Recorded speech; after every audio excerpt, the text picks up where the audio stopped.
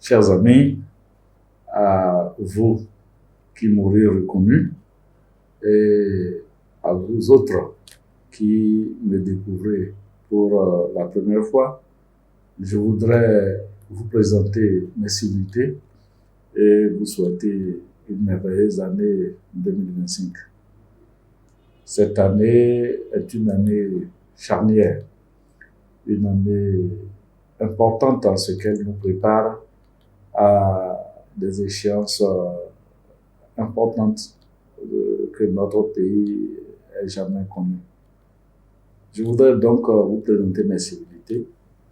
En cette matinée aussi du 4 février 2025, mois de février qui est, comme vous pouvez vous en douter, un mois chargé de souvenirs pour notre pays. L'actualité ces derniers mois nous rappelle justement un passé mémorable qui a forgé le destin de notre pays dans sa quête de stabilité, de paix et de cohésion sociale. Lorsque nous écoutons nos acteurs politiques intervenir ces derniers jours, nous avons l'impression que le débat est polarisé avec d'un côté les pro-rupturiens et de l'autre des opposants, nous pouvons dire des opposants ou des gens qui, n'est-ce pas, ne partagent pas la démarche du pouvoir en place. Chacun y va de ses arguments, les uns pour défendre évidemment un bilan, les autres pour parfois tout peindre en noir, laissant les citoyens dubitatifs.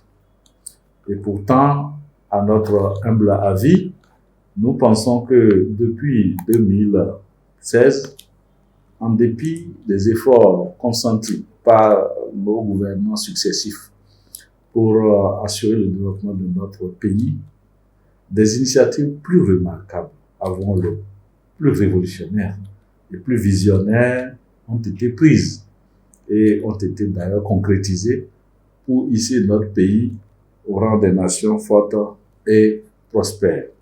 Loin de moi toute intention ou toute ambition politique, c'est pour témoigner devant l'histoire de cette marche forcée.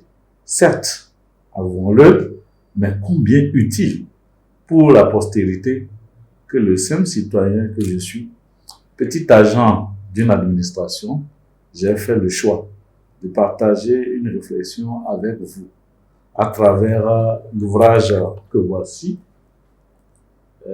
Cet ouvrage qui est intitulé « L'incompris d'aujourd'hui, le héros de demain ».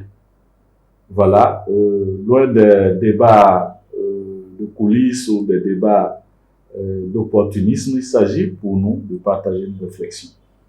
Et cet ouvrage que voici sera bientôt lancé.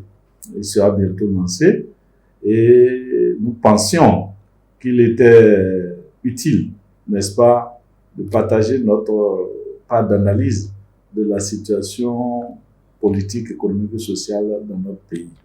Ce n'est donc pas un ouvrage littéraire exceptionnel.